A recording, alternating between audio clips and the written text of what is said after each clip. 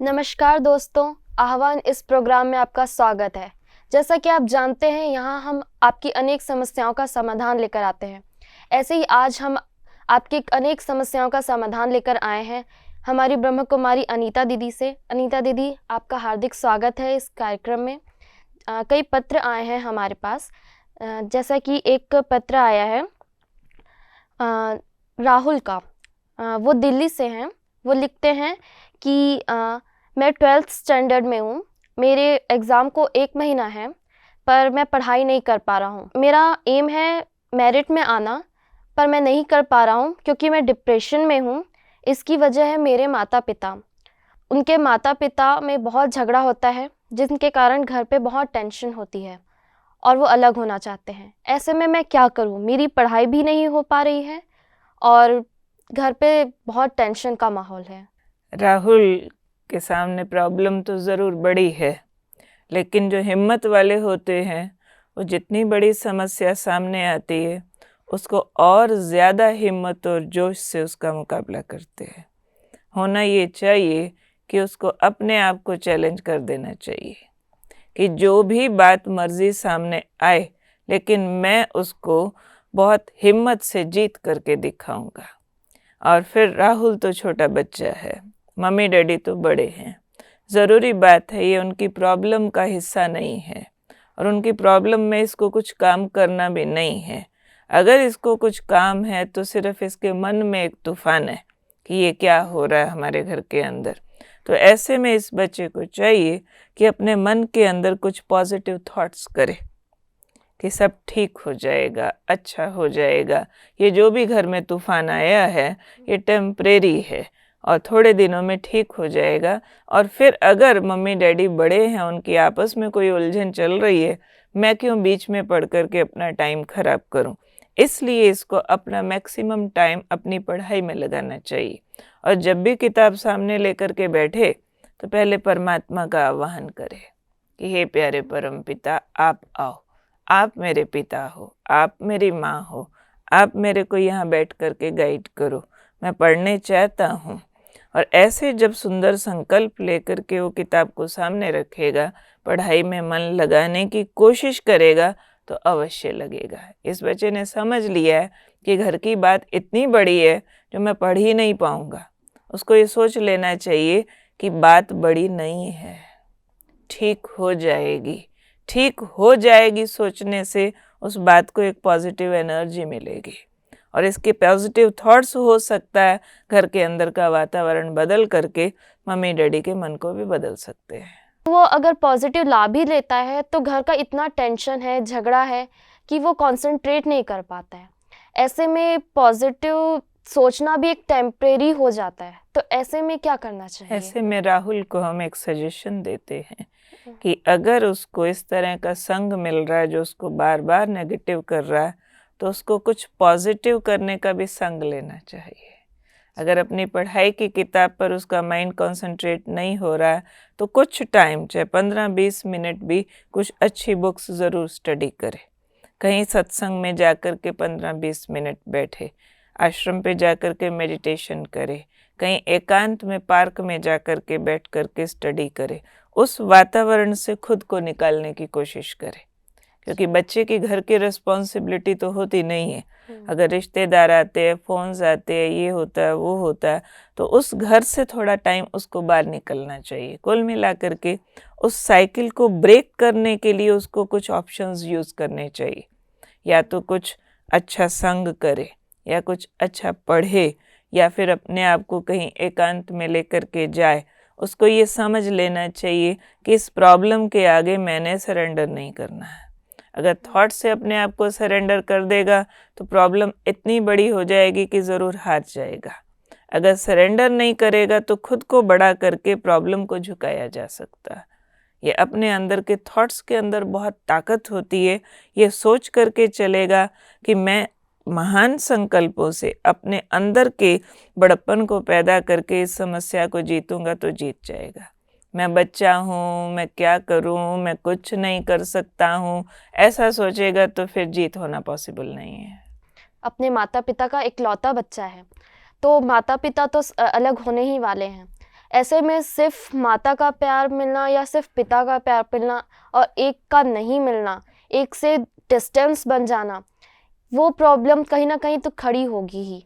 और फिर कई बार ऐसा होता है कि बच्चे को माता का प्यार मिल रहा है पर पिता का नहीं मिल रहा है, और वो एक कमी कहीं ना कहीं खलती ही है। पहला काम तो बच्चा चाहे एग्ज़ाम अगर दे लेता है, पास कर लेता है, तो उसको कुछ अपने पेरेंट्स को इमोशनल करना चाहिए। उन दोनों को कहे कि मुझे आप दोनों की ज़रूरत है, तो फॉर माई सेक आप दोनों सेपरेट नहीं हो सकता है कि इसकी भावनाएं, इसके अंदर का प्यार उन दोनों को सेपरेट होने से बचा दे। पहला उपाय तो ये है, उस पर पूरा जोर लगा देना चाहिए बच्चा होने के बावजूद भी। फिर भी अगर इस तरह की प्रॉब्लम लेटर ऑन आ जाती है कि मम्मी या डैडी दोनों में से एक के पास उसको रहना पड़ता है और दूसरा उसको नहीं मिलता है, तो वक्त के अंदर बहुत ताकत है। प्रकृति का नियम है कि प्रकृति अगर किसी से एक चीज़ छीन लेती है तो दूसरी अवश्य दे देती है।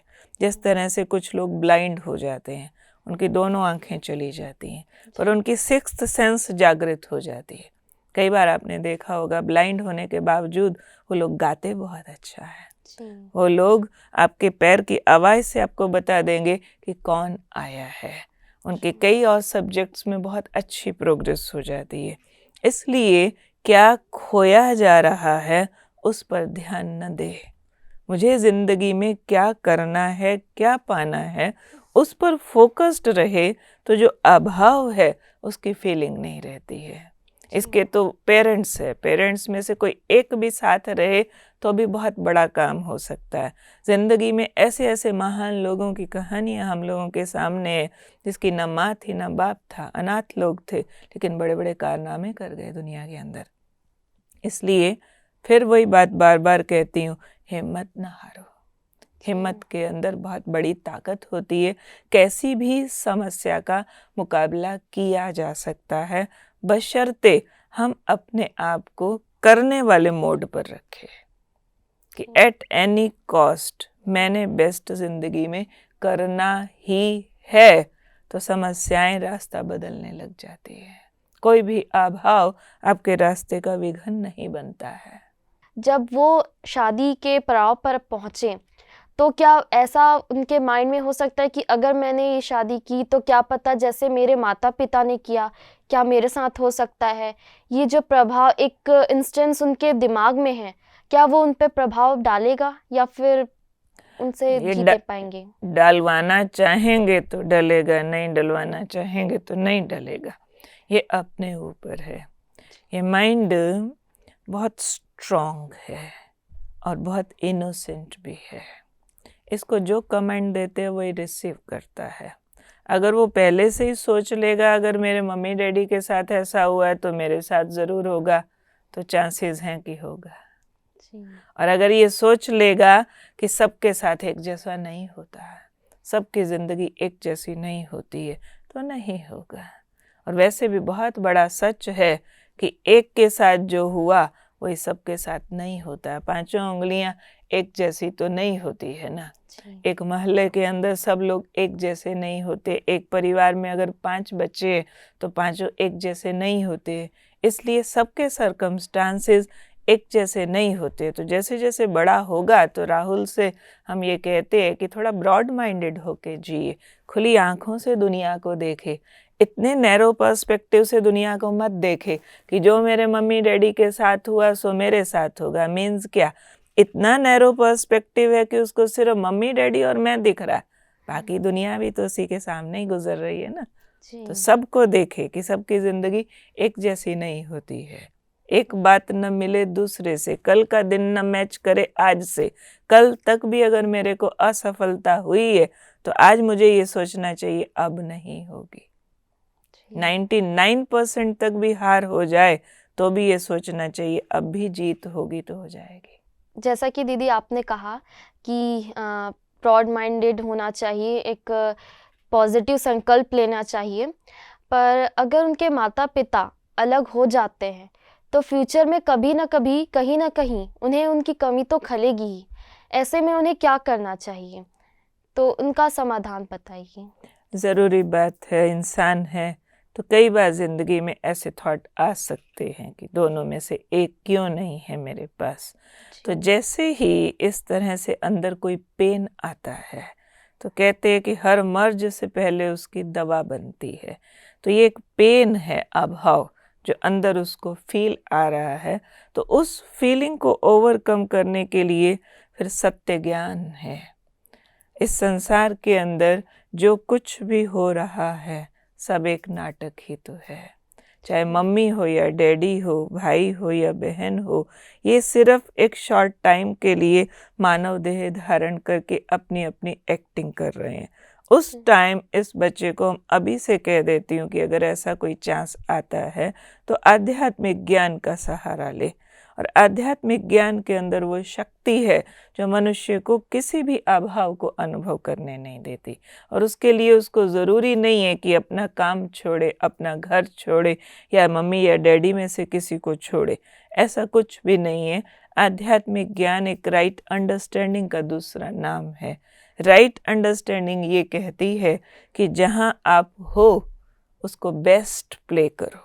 और वो जैसे ही इस अंडरस्टैंडिंग को अपने अंदर डालेगा, उसका चिंतन करेगा, उस पर अभ्यास करेगा, तो एक ऐसी ताकत जीवन के अंदर आ जाएगी जो अभाव आना तो दूर, उसकी पेन आना तो दूर।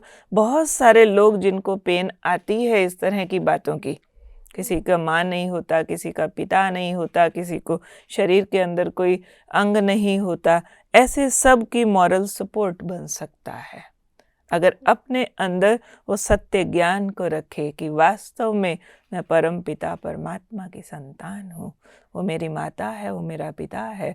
और उस अनुभव के अंदर अगर कोई चला जाता है तो उसको ये फीलिंग आती है कि वाह, भगवान का हाथ मेरे सिर पर है, और उसको फीलिंग आती है कि वो हर कदम पर मेरा साथ दे रहा है।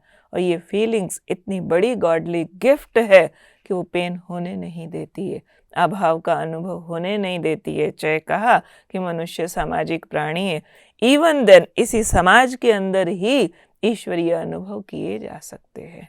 तो उस अनुभव की तरफ ये बच्चा ज़रूर कदम रखे, अपने आप को स्ट्रांग बना सकता है। इसलिए बनाने के लिए कदम उठाना चाहिए, कुछ करना चाहिए, तभी हम ये टीवी के माध्यम से इनको गाइड कर रहे हैं। जैसे कि दीदी आपने कहा एक हिम्मत होनी चाहिए, स्ट्रॉन्ग स्टेप लेना चाहिए, पर ये स्ट्रॉन्ग स्टेप या हिम्मत आएगी कहाँ से? क्योंकि अगर वो इस समाज में कई बार होता है कि लोग हमें प्रभावित करते हैं कि नहीं आपके माता-पिता नहीं, या फिर देखकर उन्हें सहानुभूति देते हैं। कई बार इससे नेगेटिविटी आती है, तो ऐसे में लोग उन्हें अवॉइड करते हैं। अगर लोगों को वो अवॉइड करने लगे तो वो हिम्मत कहीं न कहीं बाहर से ही आएगी। हर बार अंदर से वो हिम्मत नहीं आ पाती है। तो बाहर से हिम्मत लाने के लिए, ये स्टेप उठाने के लिए वो कहाँ से आनी चाहिए या फिर कहाँ से आएगी? लोग अवॉइड करें इतनी सी बात के पीछे, मैं नहीं समझती हूँ ऐसा होगा। ये सिर्फ सेल्फ क्रिएटेड थॉट होगा अगर है तो। अगर किसी के अंदर अपनी हीन भावना है, मेरे में ये कमी है, मेरे घर में ये कमी है, इसलिए लोग मेरे साथ बुरा व्यवहार करेंगे, नॉट लाइक दिस। हर एक के घर के अंदर कुछ न कुछ अभाव, कुछ न कुछ कमी होती है। अगर खुद में अशेम्ड फील नहीं करे, खुद ही उस कमी के को सिर पर लाद कर नहीं घूमे, तो लोग इतनी सी बात के लिए अवॉइड करें। अगर आज कोई 1 या 2 लोग अवॉइड करते, बाकी नहीं करेंगे, वी शुडंट माइंड दैट। और अगर किसी ने अवॉइड करना है तो इस बात के लिए नहीं तो कोई और बात के लिए करने लग जाएंगे। हमारे में कोई कला की कमी होगी तो हमें अवॉइड करने लग जाएंगे। अवॉइड करने वालों की भी बात अगर आज हम माइंड नहीं करते, अपना व्यवहार अच्छा रखते, तो आज जो अवॉइड करने वाला कल को हमारी दोस्ती के लिए हमारे पास आएगा। बाकी बात रही हिम्मत कहाँ से आएगी, उसका एक पॉइंट तो अभी बताया कि आध्यात्मिक ज्ञान वो ज़रूर ले और उसका अभ्यास करे। और उससे भी ऊपर की शक्ति है मेडिटेशन, जिसमें हम मन को परमात्मा पर एकाग्र करते हैं और वो एकाग्र करके उनके द्वारा शक्तियों का अनुभव करते हैं। खास यंगस्टर्स की लाइफ में ये चीज़ मिरेकुलस काम कर रही है। मेडिटेशन हमने देखा, लोग समझते हैं कि ध्यान, भक्ति या ईश्वर के साथ मानसिक वार्तालाप करना ये शायद बूढ़ों का काम है। ये लोगों को एक भ्रम हो गया है। बूढ़े तो वैसे ही खाली हो गए तो ज़िंदगी से समस्याएं समाप्त हो सकती हैं, लेकिन जो यंगस्टर्स हैं जिनके सामने ज़िंदगी की चुनौतियां हैं, उनके लिए मेडिटेशन रामबाण औषधि है। इससे उनकी कंसंट्रेशन इम्प्रूव होती है, पढ़ाई में मन ज़्यादा लगता है, माइंड वेस्ट से कट होता है। मोर ओवर हम परमात्मा के साथ मन से जुड़ करके उनसे वो फीलिंग्स प्राप्त करते हैं जो दुनिया में लैक कर रहे होते हैं, because he is all in one. उसके अंदर सब कुछ है, परम शक्ति है, सर्वशक्तिमान। तो इसलिए राहुल को मैं फिर सजेस्ट करूँगी कि थोड़ा टाइम मेडिटेशन में ज़रूर लगाए, जाकर के मेडिटेशन सेंटर पर मेडिटेशन सीखे और फिर उसका एक्सपीरियंस ज़रूर हमको लिख करके भेजे, तो यहाँ टीवी के माध्यम से हम और बच्चों को भी बता सकेंगे कि कितना फ़ायदा होता है इससे। अच्छा, जैसे दीदी आपने कहा आध्यात्मिक मेडिटेशन, ये सब में उनको ध्यान देना चाहिए, कहीं मेडिटेशन करना चाहिए जिनसे उनकी समस्याएं दूर होगी, एक हिम्मत आएगी। पर आज की टीनेजर्स में इतना कंपटीशन हो गया है, जॉब, स्कूल, कॉलेज, इतना टाइम वो अपने प्रोफेशन को देने लगे हैं कि मेडिटेशन के बारे में सोचते ही नहीं है। उन्हें पता है कि मेडिटेशन है कुछ जिससे पॉजिटिविटी आएगी, पर वो टाइम नहीं दे पाते हैं, वो मैनेज नहीं कर पाते हैं। तो इसके लिए क्या करना चाहिए? जितना भी टाइम मिले कुछ ना कुछ ज़रूर मिलता है, जितना मिले उसे ज़रूर लगा दें, फिर इंटरेस्ट बढ़ेगा, फ़ायदा बढ़ेगा तो और टाइम निकलने लगेगा। और मनुष्य मन बहुत समझदार भी है, बहुत बेईमान भी है। समझदार इसलिए कि जहाँ फ़ायदा दिखता है वहाँ चले जाता है, बेईमान इसलिए कि पोस्टपोन करता है, आज नहीं कल करेंगे, और फिर सुपरफिशियल फ़ायदे को ज़्यादा पकड़ता है बेईमान मन, जिसमें शुगर कोटेड पॉइजन की तरह सामने फ़ायदा पीछे नुकसान होता है।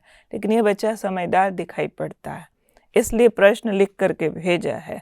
तो इसलिए इसको जहाँ सुपरफिशियल फ़ायदे हैं, जैसे मनोरंजन के लिए टीवी देखना, जीभ के स्वाद के लिए चीज़ खाने के लिए 10 किलोमीटर चले जाना, घूमने फिरने के लिए लेक चले जाना, उसके लिए भी तो हम टाइम निकालते हैं, दोस्तों के लिए गपबाजी के लिए भी तो हम टाइम निकालते, कपड़ा बढ़िया वाला खूब सजा करके पहनने में भी तो टाइम निकालते। टाइम इज़ देयर, सिर्फ उसको प्रॉपर यूटिलाइज करने के लिए अपने मन में एक प्रबल इच्छा पैदा करे कि I want to do, I have to do, no other option. अपने हाथ में है कि हम अपना टाइम किन बातों में बर्बाद कर देते हैं जिनसे दुख बढ़ता है। लगता है आज खाने पहनने घूमने टीवी देखने से आनंद आएगा, लेकिन वो आनंद आने के बजाय समस्याएं अपने स्थान पर खड़ी रहती हैं, थोड़ी देर के लिए भूल जाती है। तो इसलिए केवल समस्याओं को भूलना नहीं है, उनका सॉल्यूशन करना है। सॉल्यूशन करने के लिए एक्स्ट्रा एनर्जी चाहिए, वो एक्स्ट्रा एनर्जी आती है सिर्फ परमात्मा की याद से, मेडिटेशन से। तो इसलिए इस समझ को बुद्धि में धारण करते हुए टाइम मिलेगा नहीं, निकालना होगा। और जो निकालना चाहता है वो एक तरह की पढ़ाई छोड़ 4 तरह की भी करता हो, निकाल सकता है। इच्छा शक्ति होनी चाहिए, मेडिटेशन करना चाहिए, ब्रॉड माइंडेड होना चाहिए, एक हिम्मत रखनी चाहिए। इससे आप समस्याओं को समाधान कर सकेंगे, समस्याओं का सामना कर सकेंगे।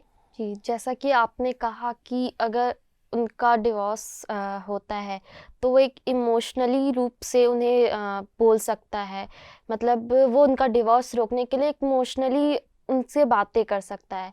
पर सपोज़ अगर उनका डिवोर्स हो जाता है तो एक उस बच्चे के मन में ये भी आ जाता है कि अगर वो माता के साथ है, अपनी माँ के साथ है, तो वो माँ अगर बहुत इमोशनल है तो वो उनके सामने रोएगी, या फिर तुम्हारे पिता ने मेरे साथ ऐसा किया, या इस टाइप की इमोशनल बातें उसके दिमाग में आएगी। या फिर अगर वो अपने पिता के साथ है तो वो कहेंगे कि तुम्हारी माता ने निभा नहीं पाए रिश्ते, या इस तरह की बातें आएगी। तो इन सब चीज़ों से वो कैसे दूर रहे? कहीं ना कहीं ये चीज़ उनके मन में आएगी ही। इस चीज़ को दूर करने के लिए उसे क्या करना चाहिए, उन्हें क्या करना चाहिए? ज़रूरी बात है, जब प्रॉब्लम इस तरह की शुरू हुई है तो आगे ज़िंदगी में बार बार उसके सामने उसका कोई ना कोई रूप आ सकता है। लेकिन ऐसे में बच्चे को अपने आप को स्टेबल करने के लिए बार बार अपने ऊपर काम करना पड़ेगा। एक बार से नहीं चलेगा, क्योंकि समस्या रूप बदल बदल करके आने वाली है। कभी धन का अभाव भी आ सकता है, कभी रिलेटिव्स के कमेंट्स भी आ सकते हैं, कभी सेकंड मैरिज का भी मदर या फादर के रूप में चांस आ सकता है। सेकंड मैरिज के रूप में तो फिर आइदर फादर और मदर में से भी कोई और रूप धारण करके सामने आ सकता है। लेकिन ये मान लेना चाहिए कि ज़िंदगी में समस्याएं आना कोई बुरी बात नहीं होती है, लेकिन समस्याओं में घबरा जाना बहुत बुरा होता है। दुनिया में महान लोग वो नहीं बने जिनके पास कोई समस्या नहीं आई है, लेकिन हर महान व्यक्ति की कहानी ऐसी है कि उसको आम लोगों से ज़्यादा समस्या आई है। लेकिन आम लोगों से ज़्यादा समस्या आने के बावजूद भी उसने अपने मन में उन समस्याओं के प्रति बुरा नहीं माना। हमारे शास्त्रों में इस तरह की कहानियाँ भरी पड़ी हैं। हिरण्याकश्यप खुद प्रहलाद का दुश्मन बन गया बाप होकर के, लेकिन उसके अंदर जो प्रभु प्यार की लगन थी, जो पॉजिटिविटी थी, वो इतनी नेगेटिविटी के सामने भी मुस्कुराता रहा, हिम्मत नहीं हारी।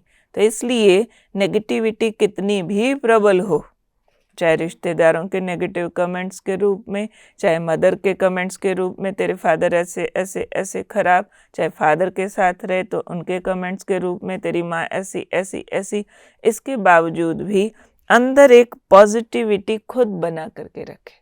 चलो मदर ने बोला तेरे फादर इतने खराब थे, तो अंदर में सोचे चलो वो थे ना, मैं तो नहीं हूं ना, जैसे भी थे मैं उस कमी को अपने अंदर आने नहीं दूंगा।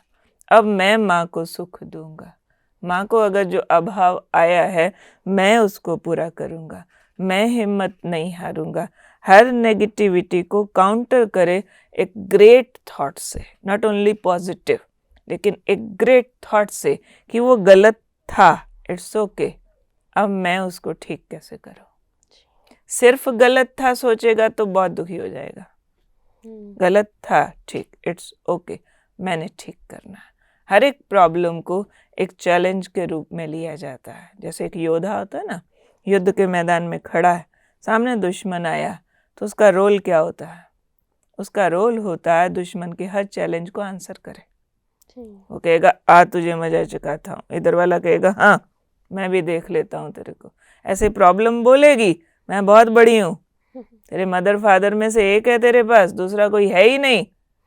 अब इसको आंसर करना है कि आई डोंट माइंड, मैं इसमें भी महान बन के दिखाऊंगा, मैं इस परिस्थिति को भी जीत कर दिखाऊंगा, दुखी नहीं होऊंगा। तो पॉजिटिव और ग्रेट थॉट से कोई भी तरह की प्रॉब्लम के नेगेटिव और लोअर थॉट्स को कट किया जा सकता है। जी, जैसा आपने कहा, पर कई बार ऐसा होता है कि ये तो राहुल बेटे थे तो ये इनमें थोड़ी हिम्मत आ गई, पर जैसे कहीं बेटी होती है तो कहा जाता है कि माता पिता का संस्कार बच्चों में आता है। तो अगर इन फ्यूचर अगर बेटी इनकी जगह कोई बेटी होती तो इन फ्यूचर अगर शादी के लिए उनका रिश्ता आता तो ये देखते कि इनके माता पिता तो अलग हो गए, इनके माता पिता रिश्ता नहीं निभा पाए, तो क्या ये निभा पाएंगी? ये क्वेश्चन मार्क होता है कि वो आता है कि ये बेटी है, पता नहीं ये कर पाएगी कि नहीं, ये हमारे घर को खुश रख पाएगी कि नहीं। तो इन समस्याओं का भी कहीं ना कहीं समाधान होगा, तो आप वो हमें बताइए। अगर ये बेटी होती तो भी अगर अपनी पर्सनैलिटी को ये चार्मिंग बनाए, अपने संस्कारों को ठीक रखे, उस घर की समस्या का अपने ऊपर असर ना आने दे, तो उसका ऑरा इतना स्ट्रांग हो जाएगा जो आगे ये वाला क्वेश्चन आने का चांस नहीं।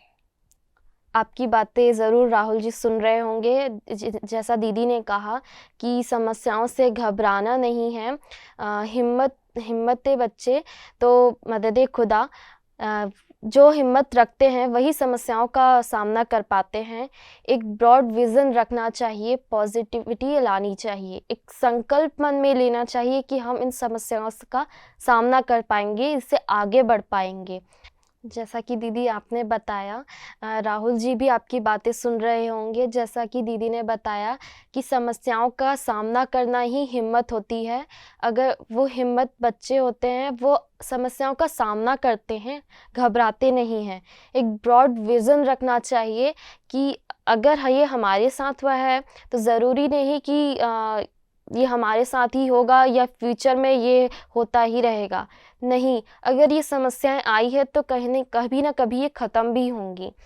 तो एक पॉज़िटिविटी रखनी चाहिए हमारे मन में कि ये समस्याएँ आई हैं तो इनका मैं सामना कर सकता हूँ या कर सकती हूँ। ऐसा पॉज़िटिव संकल्प लेना चाहिए। एक मेडिटेशन के थ्रू इन समस्याओं का समाधान करना चाहिए। मेडिटेशन के लिए समय देना चाहिए। दीदी, आपने बहुत अच्छा समाधान दिया। आह्वान इस प्रोग्राम में आप आई, आपने बहुत अपना अमूल्य समय हमें दिया। इसके लिए बहुत-बहुत शुक्रिया। ओम नमस्कार। शांति। ओम शांति।